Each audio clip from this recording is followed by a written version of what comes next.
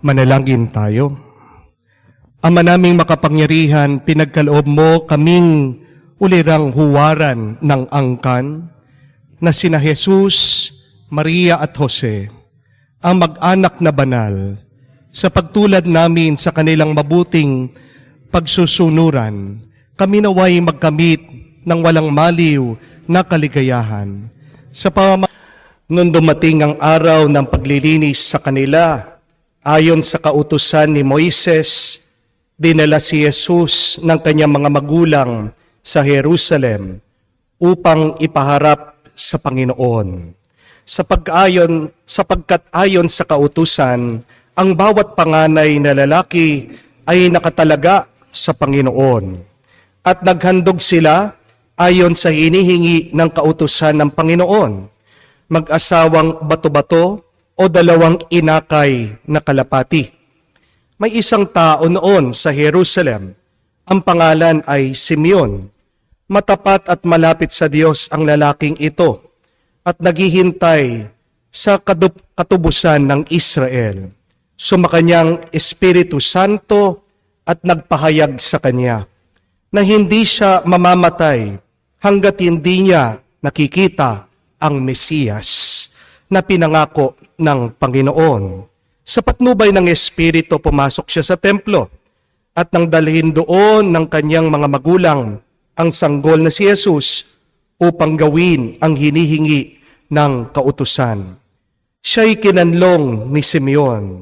Ito'y nagpuri sa Diyos na ang wika, kunin mo na, Panginoon, ang iyong abang alipin ayon sa iyong pangako. Yamang nakita na ng aking mga mata ang iyong pagliligtas na inihanda mo para sa lahat ng bansa. Liwanag ito, tatanglaw sa mga hentil at magbibigay karangalan sa iyong bayang Israel. Namangha ang ama't ina ng sanggol dahil sinabi ni Simeon tungkol sa kanya. Binasbasan sila ni Simeon at sinabi kay Maria, tandaan mo ang batang ito ay nakatalaga sa ikapapahamak o ikaliligtas ng marami sa Israel. Isang tanda mula sa Diyos, ngunit hahamakin ng marami. Kaya't mahahayag ang kanilang iniisip. Dahil diyan, ang puso mo para na rin tinarakan ng isang balaraw. Naroroon din sa templo ang isang propetang babae na ang pangalan ay Ana, anak ni Phanuel, na mula sa lipi ni Aser. Siya'y napakatanda na.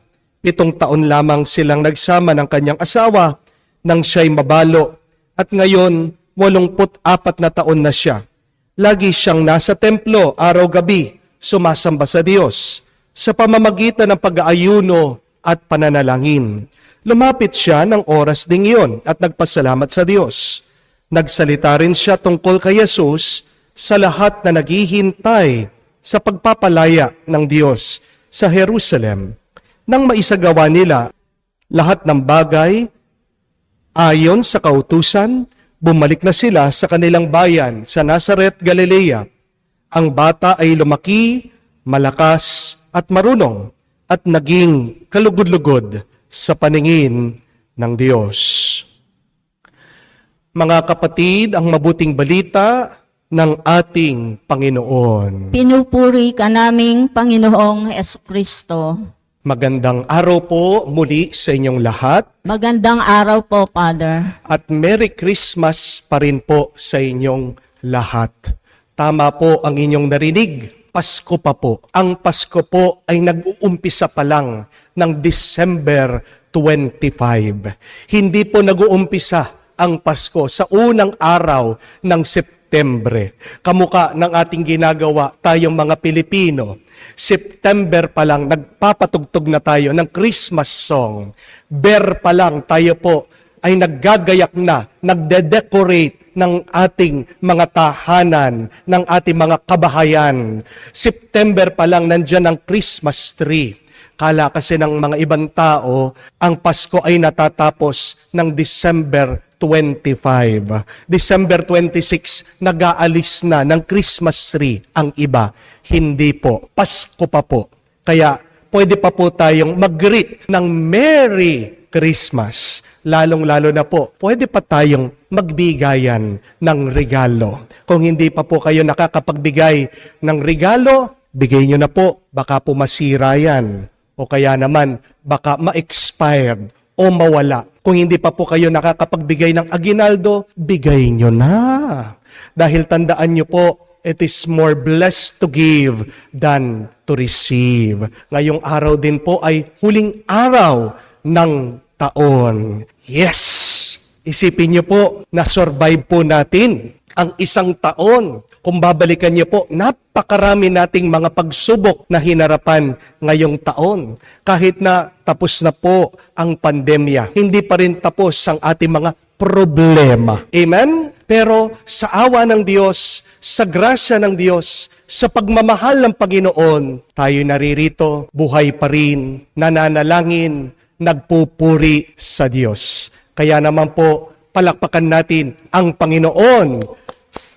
Nagpapasalamat po tayo na nasurvive natin ang 2023. At pinagdadasal po natin din sa misang ito, na basbasan niya ang paparating na panahon. Alam po natin na marami pa ring mga pagsubok ang naghihintay sa atin. Marami pa rin naghihintay sa ating trabaho.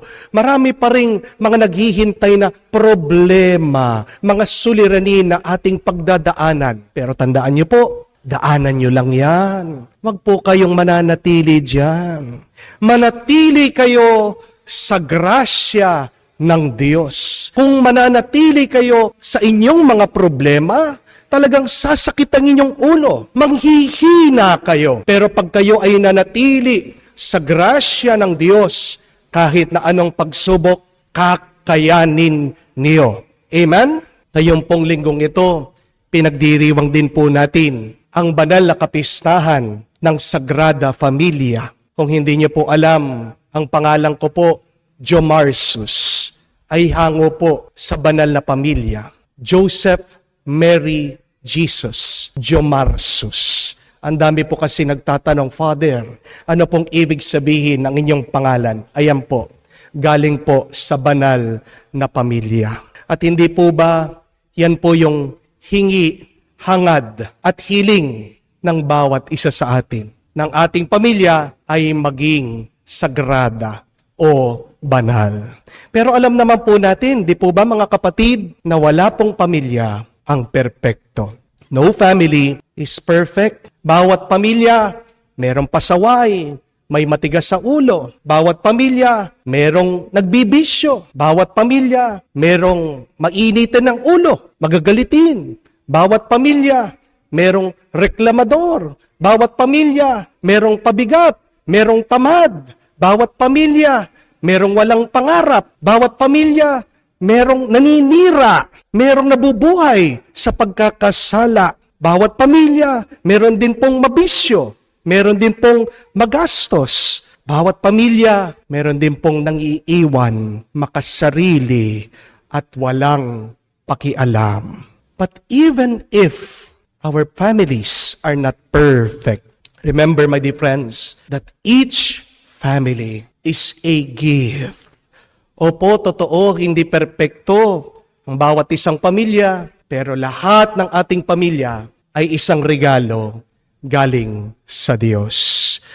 Bakit po regalo ang isang pamilya? Dahil sa pamamagitan ng ating mga pamilya, diyan nahuhubog ang ating pagkatao. We have become who we are now, all thanks to our family. Ikaw ay ikaw dahil sa iyong pamilya. Wala ka dyan. Hindi ikaw kung sino ka ngayon, kung hindi dahil sa iyong pamilya. Ano man yung sakit na loob na binigay nila sa iyo, ano man yung ginawa nila na hindi maganda sa iyo, pasalamatan mo sa Diyos. Kaya matatag ka, kaya maparaan ka, kaya mabait ka, kaya mapagmahal ka, kaya mapagpasensya ka ngayon. Ito ay dahil sa iyong pamilya. Amen? Remember, my dear friends, that God uses our family to make us holy. Yung ating mga pamilya, hindi lang instrumento sa paghubog ng ating pagkatao, sila din ay daan para maging banal tayo. Meron po nagtanong sa akin, sabi niya, Father, paano po ba mag-deal? Paano ko po ba i-handle? Paano po ba ako mabubuhay sa isang toxic na pamilya? Tandaan niyo po, ang isang santo, si San Ignacio ng Loyola, siya nagsabi, when God sends you difficult people in your life, it means only one thing, that God wants you to be holy. You cannot become holy without difficulties in your life. Mahirap na kasama, pabigat sa buhay mo, salamat ka sa Diyos. Nagiging mas banal ka sa pamamagitan ng iyong pamilya. So kung toxic sila, hayaan mo lang sila. Huwag kang papaapekto sa kanila. Magpasalamat ka. Pag ikaw kasi ay nagpapasalamat, nagiging masaya ka. May dahilan ang Diyos. Bakit dinala ka niya diyan sa pamilyang yan kahit na hindi sila perpekto? Isa pang magandang gawin pag toxic ang pamilya natin ay ipagdasal natin sila. Hingin natin sa Diyos na sila ay basbasan. Ano po ba ang inyong dasal para sa inyong pamilya? What is your prayer for your family? Alam ko po gusto natin ang ating mga pamilya ay maging healthy, maging happy, and maging wealthy. Di po ba? But please, always ask the Lord to bless your family. Desire that your family would become holy, just like the Holy Family. Hingin niyo po na ang inyong mga pamilya ay palaging pagpalain at bendisyonan ng Diyos. Pero tandaan niyo po ito mga kapatid, hindi lang po ang Diyos ang nagbabasbas, ang nagbibigay ng pagpapala sa ating mga pamilya. We can be also instruments of God's blessing to our family. Yan ang isang dahilan bakit nilagay ka niya dyan. To bless your family. Bless each other so that you can be loving, you can be happy, you can be wealthy, you can be at peace. Pero yan po yung tanong. How can we bless our families? Paano ba natin pagpapalain? Paano ba natin bebendisyonan ang ating mga pamilya? Unang-una po, always say to them, you love them. Express your love to your family. Huwag po kayong magtitipid sa inyong pananalita, sa inyong pagsasabi na mahal niyo ang inyong mga pamilya. Ito po ay isang paraan ng pagbibendisyon, pagpapala, pagbibigay ng grasya sa ating mga pamilya. Meron pong isang kwento, may isang lalaki, nung minsan kinausap po siya ng kanyang asawa. Sabi po nitong babae, gusto ko makipag-date ka sa isang babae na una mong minahal kesa sa akin. Nagtaka po, nagkakamot po ng ulo itong lalaki. No? Sabi, ano kaya yung problema ng misis ko? Ano sinasabi niya? At dito po sinabi ng misis niya, ang ibig ko sabihin, yung nanay mo. Diba? Mas una mong minahal yung nanay mo kesa sa akin. Makipag-date ka naman sa nanay mo. Oo nga naman po, naalala po nitong lalaki na yung kanyang nanay, 19 years na pong balo. Ang tagal na po na mag-isa, matagal na namatay yung kanyang asawa, yung tatay nitong lalaki. At sabi po ng misis, namimiss ka na ng nanay mo. Nagpasko, hindi natin siya nakasama, nakalayo tayo sa kanya. Puntahan mo naman, lumabas kayo, kumain kayo sa isang restaurant. Kaya naman po, itong lalaki, tinawagan po niya yung kanyang nanay. Sabi niya sila po ay magde-date kakain sa isang restaurant. Very excited po yung matanda. At pagdating po nitong lalaki doon sa bahay ng kanyang ina, pagkabukas ng pintuan, napakaganda daw po ng kanyang nanay. Very excited daw po itong matanda dahil napakatagal na nga ng panahon na hindi siya nabisitahan ng kanyang anak. Pumunta po sila sa isang restaurant, kumain sila, nagkwentuhan, at talagang na-miss daw po nitong lalaki ang kanyang nanay dahil napakatagal na po ng panahon na hindi sila nag-uusap. At sabi po ng kanyang nanay, "Nak, sa susunod, ako naman yung taya, ha?" Sabi po nitong lalaki, "Opo, Nay, wag po kayong mag-alala." At nung umuwi po sila, hinatid po ng lalaki itong nanay sa kanyang bahay. Alam niyo po anong nangyari? Pagkatapos po ng ilang araw, namatay po yung nanay. Yun na po pala yung huling pagkakataon na makikita ng anak yung kanyang nanay. At meron pong pinagsisisihan itong lalaki, itong anak. Hindi niya nasabi na mahal niya yung nanay niya. It was his regret. He did not say goodbye or I love you to his mother. Pagkatapos po ng libing, meron dumating na resibo doon po sa bahay nila. Isang resibo na bayad na sa kakainin ng kanyang anak at ng kanyang asawa. At nakalakip po sa isang sulat, sabi niya, "Nak, binayaran ko na yung kakainin nyo doon sa restaurant. Hindi ko alam kung makakasama nyo pa ako. Pero gusto ko, kayong dalawa naman ng misis nyo ang mag-enjoy. Maraming salamat, anak. Noon tayo ay nag-date. Noon tayo ay lumabas. Napakasaya ko. At hindi po ba nakakalungkot na hindi natin masabi na mahal natin ang ating mga nanay, tatay, ang ating mga pamilya. Isa sa mga pinakamasarap na karanasan ay yung pag nasabi natin na mahal natin sila. Isang pinakamasarap na karanasan din ay yung marinig natin na tayo'y minamahal ng ating mga pamilya. Mga kapatid, hindi po natin alam kung gaano pa tayo katagal dito sa mundo. Kaya nga po, habang may oras, may panahon, may lakas ka, may buhay ka, please, always say you love your parents. Always say you love your family. Because family is everything. Kahit na po, napakaraming mga sakit, napakaraming mga problema, pagsubok, na binigay sa atin, naranasan natin sa ating mga pamilya, sila lang ang pamilya natin.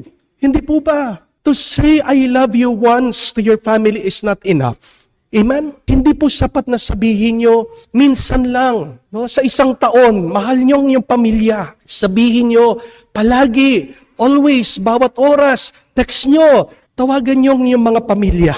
Tawagan nyo yung mga magulang. Tawagan nyo yung mga kapatid. Sabihin nyo, mahal nyo sila. Kahit na nag-aaway kayo, makaya nyong maging dahilan para magkaayos kayo muli. Dahil pag sinasabi nyong mahal nyo sila, yan yung nagsisilbing glue para maging matibay, para manatili kayo sa bawat isa. My dear friends, what blesses our family is our expression of love.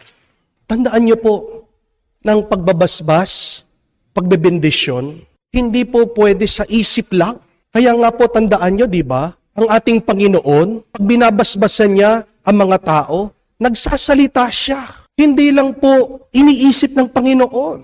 Binabanggit niya, ginagamit niya ang kanyang bibig. That is how we bless people. Through our mouths, through our tongues, through our words. So one way to bless your family is to express your love. At tandaan nyo din po mga kapatid, hindi naman tayo nakakabasa ng isip ng ibang tao. Hindi naman tayo telekinetic. Wala naman tayong psychic power. Sabi ko nga, wala naman pong nakatanim na wifi o antena sa ating isip. Kaya napakahalaga na paramdam mo ang iyong pagmamahal. At dyan, mas pinagyayaman natin ang ating pagsasama, ang ating ugnayan sa bawat isa. Bakit po nagkakahiwalay ang mga pamilya ngayon, lalong-lalo na mga mag-asawa? Isang dahilan po yan. Because they have failed to express their love for one another. Remember, when you say, I love you to your family, you are speaking a blessing to them. My dear friends, one way also to bless your family is always compliment them. At kung meron man po na hindi maganda, may hindi tama, you correct them, you teach them. Pero wag na wag niyo pong ipapahiya ang inyong mga pamilya. Diba? Sabi ko po, praise in public, correct in private. Pag nandun sa kayo-kayo na lang, Diyan kayo mag-usap ng mabuti. Pero doon sa naririnig na napakaraming tao, purihin nyo ang inyong pamilya. Oo, alam ko, minsan merong hindi maganda, hindi tama na ginagawa ang ating mga pamilya. Pero ano pang isang kasabihan? That all truth is good, but not all truth is good to say. Kahit na totoo, hindi tama yung kanilang ginagawa, meron pa ring maganda, mabuting paraan kung paano mo sila kakausapin. So bless your family with your compliments. Kung meron silang mga achievements, meron silang mga mabubuting ginagawa, pansinin niyo po, sabihan niyo po ng mabuti at maganda. But third and lastly, pray for your family.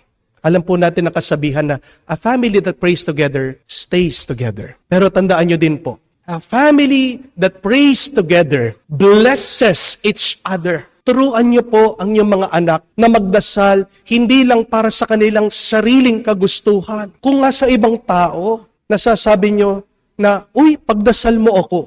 Kung nga sa mga pari, nasasabi natin na, Father, pagdasal niyo kami. Turuan niyo din po ang bawat isa. Turuan niyo din po ang inyong mga anak. Uy, pagdasal natin ang bawat isa. Because the success of your family depends on your prayer life. Naaalala ko po, nung bata po kami, pag pumapasok po kami sa eskwela, ang aming po mga magulang, palagi kami binebless. Hahawakan kami sa ulo, lalagyan kami ng sign of the cross sa aming mga noo. Kaya isang dahilan po yon nung nag-aaral po ako sa seminaryo. Minsan naho-homesick ako, nalulungkot ako, malayo ako sa pamilya. Pag ako po ay nagdarasal, yun yung palaging naaalala ko. Na kahit na nakalayo ako sa kanila, alam ko po na palagi nila akong pinagdarasal. Hanggang po nung malapit na akong magpari, ang aking ina, palagi po niya akong pinapanalangin sa Diyos. Nagsisindi ng kandila, kahit din po ang aking kapatid, pinagdarasal, palaging nagsisimba ang aking ina, nanay, pinagdarasal yung aming success. So my dear friends, see, the success of your family will depend on how you pray for one another. Tingnan niyo po ang banal na pamilya, bagong pamilya pa lang sila. Pumunta na sila sa templo. At nung pagpunta nila sa templo, may nakilala silang dalawang tao na binasbasan sila. So see, my dear friends, by your going to church, by approaching the Lord, you will encounter and receive a blessing from God. Huwag niyo pong kakalimutan yun, na napakahalaga na bigyan niyo po ng puwang at panahon ang pagdarasal. Magdasal kayo para sa bawat isa. A family that always pray is a family that is happy. A family that always pray is a strong family. Pero ang isang pamilya na hindi nagdarasal, may panganib na ang isa sa kanila ay malalayo. Alam na alam ko po yan. Halatang halata ko po. Pag ako po ay nagmimisa dito sa harap, makikita ko ang mga taong nagsisimba. Alam na alam ko sino yung pamilya na may problema. Ano po ang palatandaan? Hiwa-hiwalay po sila. Pag nagpapabless po sa akin, makikita niyo po, alam na alam ko may problema yung misis sa asawa niya. Bakit? Yung lalaki ayaw lumapit. Tingnan niyo po, alam na alam mo na yung kasalanan, yun yung nagiging dahilan ng paghihiwalay. Pero ang isang pamilya na nagpapabasbas sa Diyos, sama-sama, nagkakaisa. So, do not grow tired. Do not grow tired praying for your family. Sabi nga po ni Mother Teresa, if you want to bring happiness to the world, go home and love your family. Diyan nag-uumpisa para baguhin natin, gawin natin masaya ang ating mundo, ang ating buhay sa pamamagitan ng pagiging masaya at pagmamahalan sa ating mga pamilya. Mga kapatid, our families need more than money, food, shelter. It needs, first and foremost, God. Amen? And the family reflects the world. A peaceful family means a peaceful world. A happy family means a happy world. And a blessed family means a blessed world. Mga kapatid, paano natin bebendisyonan? Paano natin babasbasan ang ating mga pamilya? Huwag nating kalimutan. Sabihan natin sila palagi, mahal natin sila. Pangalawa, compliment them. Pansinin nyo yung mga magaganda, mabubuti na ginagawa ng iyong mga pamilya. Sa mga hindi maganda, sa mga pagkakasala nila, sa kanilang mga kakulangan, pagpasensya natin sila. Pero pangatlo, huwag tayong magsasawa na manalangin at ipagdasal ang ating mga pamilya. Mga kapatid, bukod sa Diyos, walang ibang makakapagbigay sa iyo ng tuwa at galak kung hindi ang ating mga pamilya. So, ingatan natin sila, mahalin natin sila, at pasalamatan natin palagi na tayo ay may pamilya. Ating pasalamatan muli ang Panginoon, hilingin natin sa misang ito ang patnubay, ang gabay, at ang panalangin din ng banal na pamilya. Sabihin natin, banal na pamilya, San Jose, Santa Maria, Ina ng Diyos, at aming Panginoong Hesukristo, panalangin mo kami at basbasan ngayon at magpakailanman. Amen. Sumasampalataya ako Sa Diyos, amang makapangyarihan sa lahat, na may gawa ng langit at lupa. Sumasampalataya ko kay Hesukristo, iisang anak ng Diyos, Panginoon nating lahat, na nagkatawang tao siya, lalang ng Espiritu Santo, ipinanganak ni Santa Mariang Birhen, pinagpasakit ni Poncio Pilato, ipinako sa krus, namatay, inilibing, nanawag sa kinaroonan ng mga yumao, nang may 3 araw na buhay na maguli, umakyat sa langit, naluluklok sa kanan ng Diyos amang makapangyarihang sa lahat. Doon nagmumulang paparito at hukom sa nangabubuhay at nangamatay na tao. Sumasampalataya naman ako sa Diyos Espiritu Santo, sa banal na simbahang Katolika, sa kasamaan ng mga banal, sa kapatawaran ng mga kasalanan, at sa pagkabuhay na muli ng nangamatay na tao, at sa buhay na walang hanggan. Amen. taglay ang pananalig sa Panginoon, humirang sa atin na maging kabahagi ng Kristiyanong mag-anak at ng simbahan. Manalangin tayo para sa lahat na mga mag-anak sa daigdig. Ating isagot, Panginoon, dinggin mo kami. Panginoon, dinggin mo kami. Para sa malaking mag-anak ng simbahan at ng sangkatauhan, naway ang lahat na kanilang makasapi magtasamasa ng kalinga, nina Jesus, Maria at Jose, manalangin tayo. Panginoon, dinggin mo kami. Para sa lahat ng mga Pilipinong mag-anak, naway manatili silang nagkakaisa at nagkakasundo nang dahil sa kanilang pananampalatayang Kristiyano at sa tulong ng buong pamayanan, manalangin tayo. Panginoon, dinggin mo kami. Para sa mga anak na walang tahanan, naway pahalagaan ng kanilang mga kamag-anak ang pananampalataya, pagkakaisa at katapatan sa reliyon sa kabila ng kahirapan sa buhay, manalangin tayo. Panginoon, dinggin mo kami. Sumainyo ang Panginoon. At sumainyo rin. Ang mabuting balita ng Panginoon ayon kay San Marcos. Papuri sa iyo, O Panginoon. Nung panong iyon, may isang ketongin na lumapit kay Jesus. Nanikluhod at nagmakaawa ito. Kung ibig po ninyong mapagaling ninyo ako, nahabag si Jesus at hinipo siya.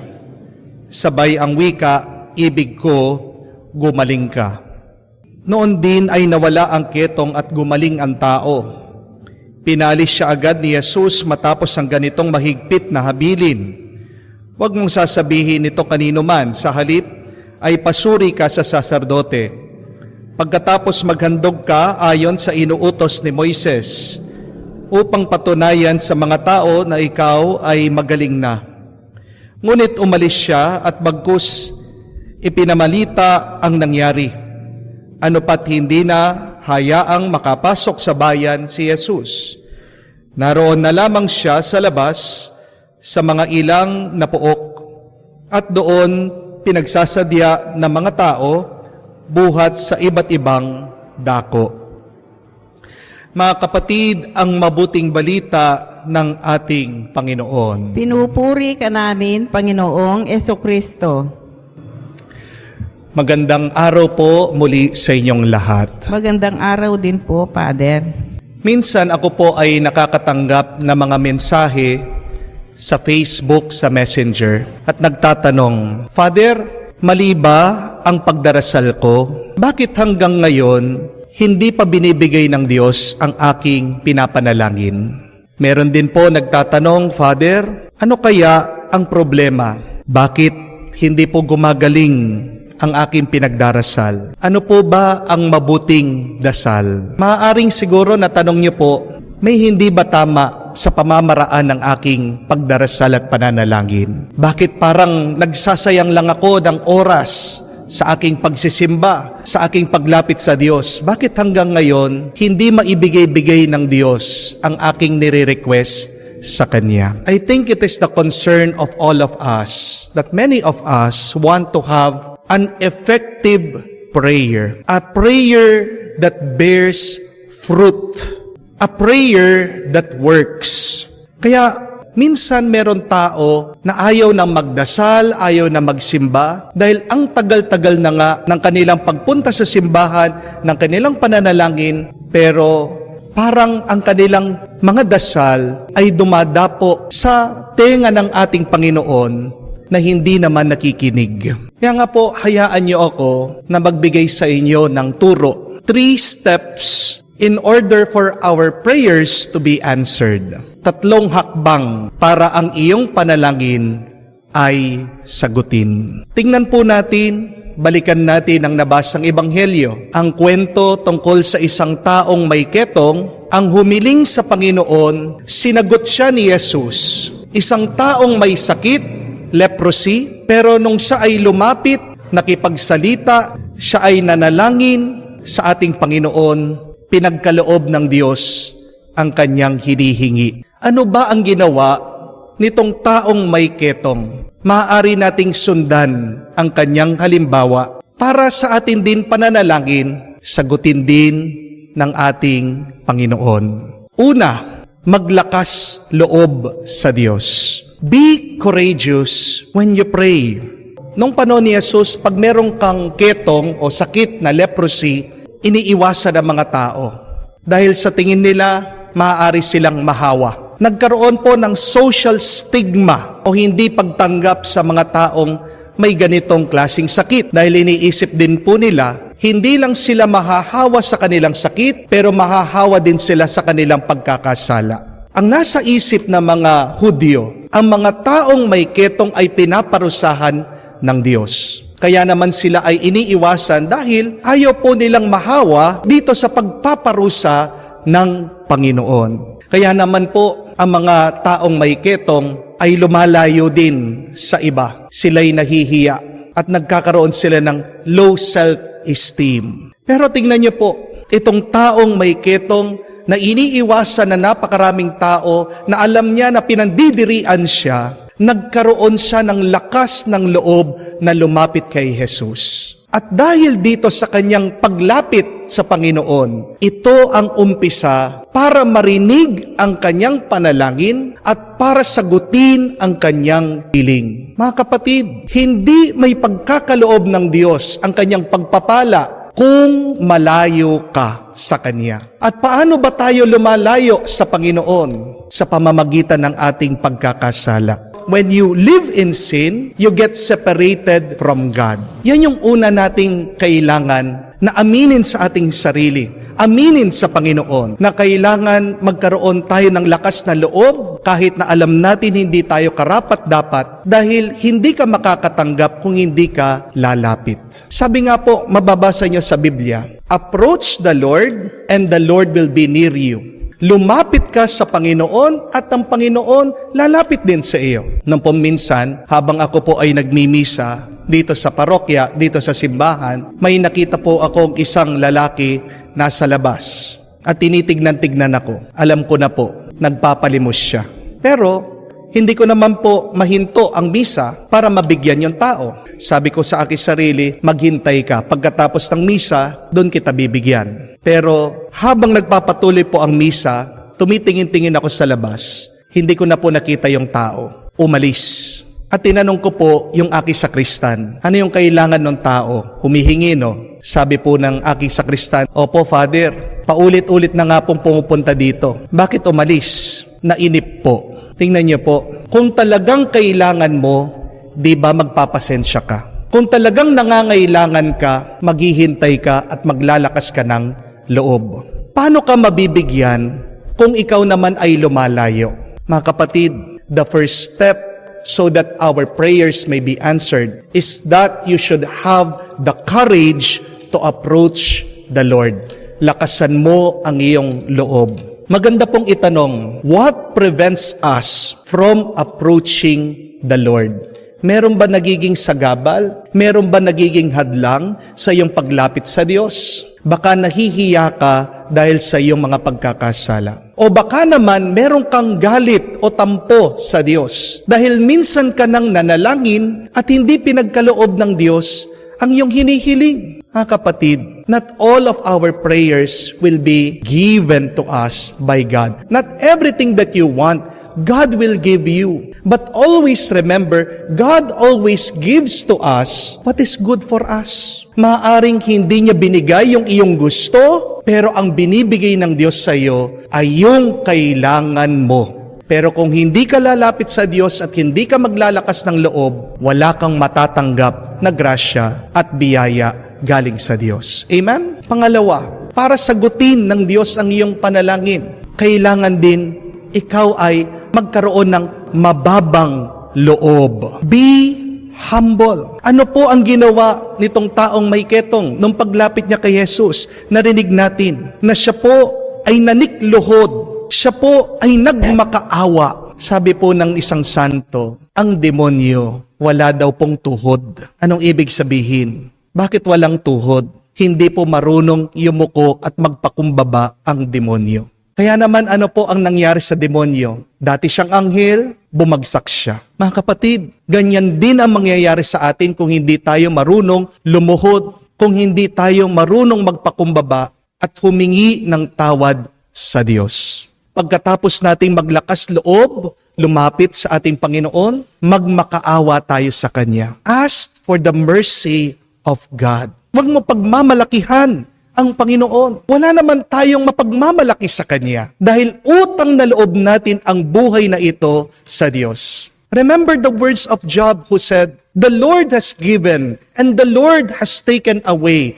Blessed be the name of the Lord." Palagi nating purihin at pasalamatan ng Diyos kahit na tayo ay nahihirapan, kahit na tayo ay nabibigatan. Isang tandayan ng pagpapakumbaba. Lumalambot ang puso ng Diyos pag marunong tayong magpakumbaba. At tandaan niyo po, ang mga tunay na pinagpapala ay ang mga taong nagpapakumbaba. Magkaroon ka ng mababang loob sa harapan ng Diyos. Be humble. That is the second step. The third and the last step is this. Para sagutin ang ating panalangin, kailangan din po nating gustuhin ang kalooban ng Diyos.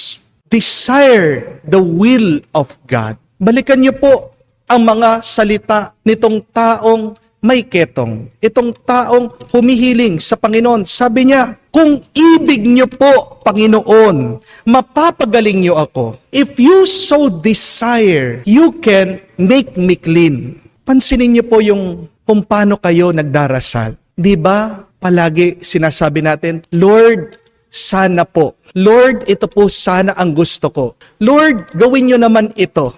Kanino po kagustuhan yung ating binabanggit, sinasabi pag tayo nagdarasal? Sa Panginoon o sa atin? Kung gusto mong sagutin ng Panginoon ang iyong panalangin, unahin mo na naisin ang kanyang kalooban. If you so will, if you so desire, alalahanin natin ang mga salita ng ating Panginoon nung siya ay nasa hardin ng Getsemani. Ano ang sinabi niya sa kanyang Diyos Ama? May your will be done, not mine. Ang iyong kalooban, Panginoon, hindi ang aking kalooban. Umpisahan natin ang ating pagdarasal sa pamamagitan ng pagnanais sa kagustuhan ng Diyos. Hindi ka magkakamali sa iyong panalangin at ipagkakaloob ng Diyos yung karapat-dapat na makakabuti sa iyo sa iyong paghiling. Mga kapatid, ito ang tatlong hakbang para sagutin ng Diyos ang ating panalangin. Magkaroon ka ng lakas ng loob, magkaroon ka ng kababaang loob, at loobin mo ang kagustuhan ng Diyos. If there are 3 steps so that our prayers may be answered, lastly, remember this. There is a key so that your prayer can also be answered. Merong hagdanan para magkaroon ng bunga ang ating panalangin. Pero pagkatapos mong umakyat sa hagdanan na ito, huwag mo din kalimutan ang susi para mabuksan ang langit. Huwag mo din kalimutan ang susi para mabuksan ang puso ng Diyos sa iyo. And what is the key so that our prayers may be answered? Ito po ang pananampalataya. Faith. You must have a strong faith. You must believe that God listens to your prayers and believe that God will grant your request. Napakaganda po kung babalikan nyo din ang unang pagbasa natin ngayon. Ang kwento ng labanan ng mga Pilisteo at ng mga Hebreyo. Ang mga Hebreyo natatalo. Dinala daw nila yung Ark of the Covenant. Ito po yung presensya ng Panginoon. Doon po sa loob ng Ark of the Covenant sa kahon ay yung 10 utos na binigay ng Diyos kay Moises. Kala nila, sa pagdating nitong Ark of the Covenant, itong kahon na kung saan ang 10 utos, ito ang magiging dahilan ng kanilang pagkapanalo. Pero bakit po sila natalo? Sila po ay napuksa ng kanilang mga kalaban ng mga Pilisteo. Dahil may paniniwala sila doon sa kahon, pero wala na silang paniniwala o mahina ang kanilang paniniwala sa Diyos. Mga kapatid, gusto niyo po bang masagot ang inyong mga dasal at dalangin? Have a strong faith in God. This is the key for your prayers to be answered. Kaya ito po yung ating hilingin sa banal na misang ito. Lumapit tayo na may lakas loob sa ating Panginoon si Jesus. Magpakumbaba tayo sa Kanya. Hingin natin ang awa niya at pagpapatawad sa mga kasalanan ng ating nagawa. Loobin natin ang kagustuhan ng Diyos, pero tayo'y magdasal ng puno ng pananalig, pananampalataya at natiwala sa Kanya. Amen.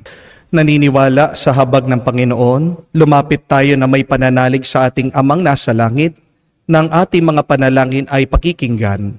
Ating pundasal at sabihin, Panginoon, dinggin mo kami. Panginoon, dinggin mo kami.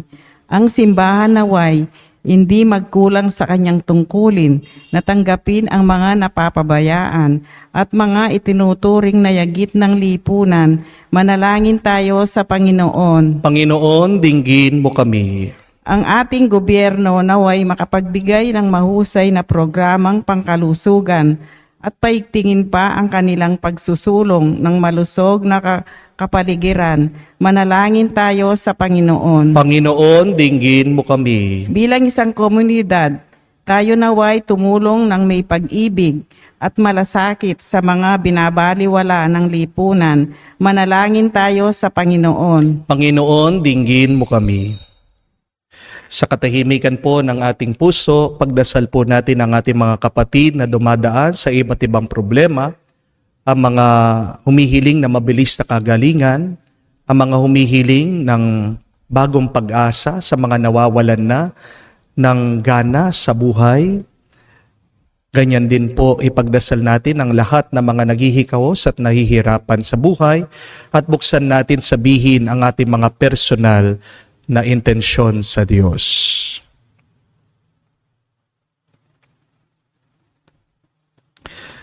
Maawaing Ama, palalimin mo ang aming diwa ng habag at pag-unawa sa mga nagdurusa.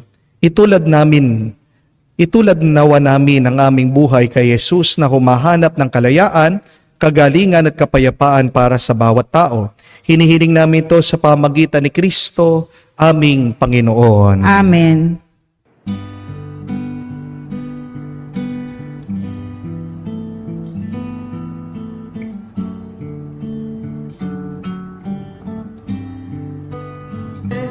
Bunga na lupa at ng aming paggawa.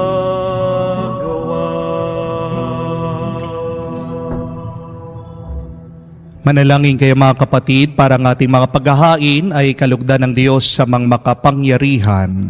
Tanggapin nawa ng Panginoon itong paghahain sa iyong mga kamay, sa kapurihan niya at sa karangalan, sa ating kapakinabangan at sa buong sambayanan niyang banal. Ama naming lumikha, ang paghahaing ito ng iyong sambayanan ay iyong marapati ngayon paunlakan. Pakundangan dito, mapapasa amin nawa ang iyong kabanalan at ang masugid naming dalangin ng iyong pagbigyan. Sa pamamagitan ni Jesucristo, kasama ng Espiritu Santo, magpa sa walang hanggan. Amen. Sumainyo ang Panginoon. At sumainyo rin.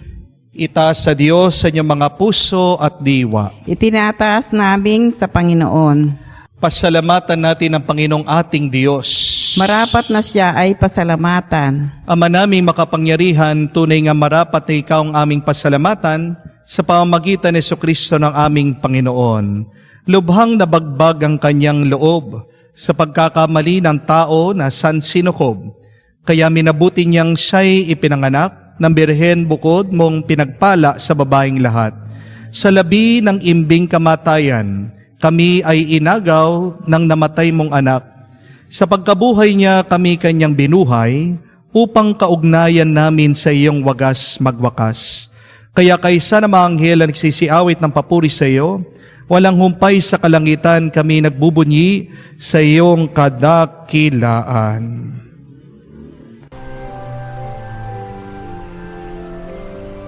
Santo, Santo, Santo, ang Inoong Diyos na mga hukbo, napupuno ang langit at lupa ng kadakilaan mo.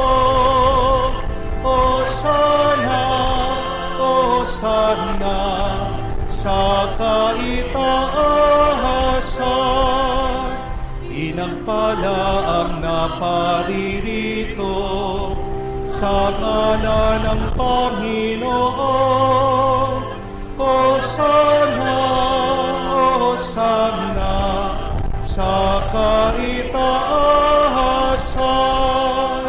Hosana, Hosana, sa kaitaasan.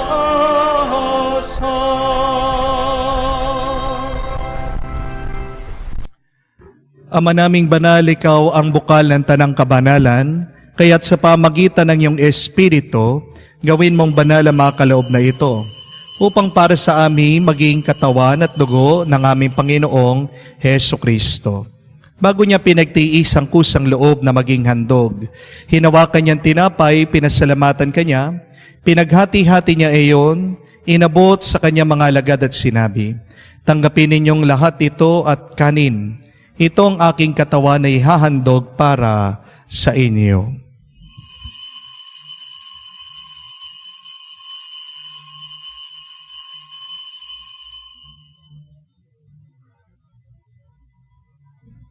Gayon din naman na matapos ang hapunan, hinawakan niya ang kalis, muli kanyang pinasalamatan, inabot niya ang kalis sa kanyang malagad at sinabi, "Tanggapin ninyong lahat ito at inumin. Itong kalis ng aking dugo, ng bago at walang hanggan tipan, ng aking dugo na ibubuhos para sa inyo at para sa lahat, sa pagpapatawad ng mga kasalanan. Gawin ninyo ito sa pag-alaala sa akin."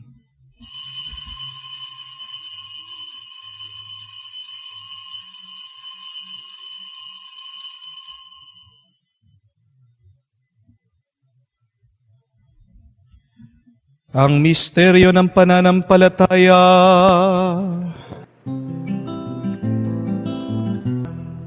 Ama, ginagawa namin ngayon ang pag-alaala sa pagkapatay at muling pagkabuhay ng iyong anak. Kaya tinialay namin sa iyo, tinapay nagbibigay buhay, at ang kalis na nagkakaloob ng kaligtasan. Kami nagpapasalamat dahil kami yung minarapat na tumayo sa harap mo para maglingkod sa iyo. Sinasamo namin kami magsalo-salo sa katawan at dugo ni Kristo ay mabuklod sa pagkakaisa sa pamamagitan ng Espiritu Santo. Amalingapin mong iyong simbahan, laganap sa buong daigdig. Puspusin mo kami sa pag-ibig. Kaysa ni Francesco ang aming Papa, Florentino aming Arsobispo at ng Tanang Kaparian. Alalahanin mo rin ang aming mga kapatid na nahihimlay may pag-asang muling mabubuhay. Ngayon din lahat ng mga pumanaw, kawan mo't sila't patuloyin sa iyong kaliwanagan. Kawan mo't pagindapating kaming lahat, makasalo sa buhay na walang wakas. Kaysa na mahal na Birhen Maria, Ina ng Diyos, kaysa na maapostol lahat ng mga banal, na namuhay dito sa daigdig na kalugod-lugod sa iyo, may pagdiwang nawa namin ang pagpupuri sa kararangal mo sa pamamagitan ng iyong anak aming Panginoong Heso Kristo. Sa pamamagitan ni Kristo, kasama niya at sa Kaniya, ang lahat ng parangal at papuri ay sa iyo, Diyos Ama, makapangyarihan, kasama na Espiritu Santo, magpasawalang hanggan. Amen, Amen, Amen. Sa nakakagaling na utos, tayo ngayon ay magdasal sa panalangin tinuro sa atin ng Panginoong Heso Kristo.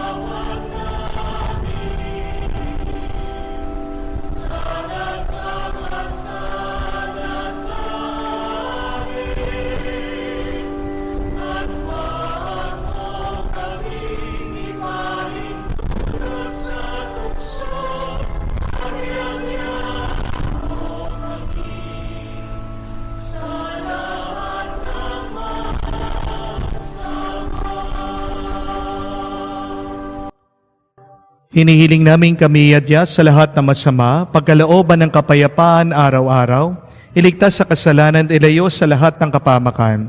Samantalang aming pinanabikan ang dakilang araw ng pagpapahayag ng tagapagligtas naming si Heso Kristo. Sapagkat iyo ang kaharian at ang kapangyarihan at ang kapurihan magpakailanman. Amen. Panginoong Yesu Kristo, sinabi mo sa mga apostol, kapayapaan ang iniiwan ko sa iyo, ang aking kapayapaan binibigay ko sa inyo.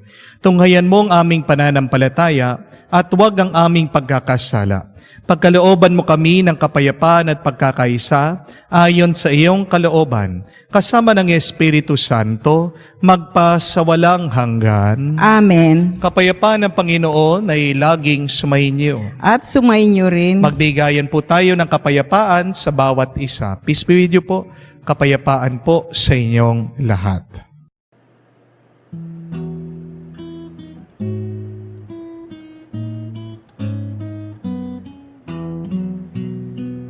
Ang ating Panginoong Jesucristo, ang Kordero ng Diyos, nag-aalis sa mga kasalanan ng sanlibutan, mapalad tayong lumalapit sa piging ng Kordero. Panginoon, hindi ako karapat-dapat na magpatuloy sa iyo, ngunit sa isang salita mo lamang ay gagaling na ako.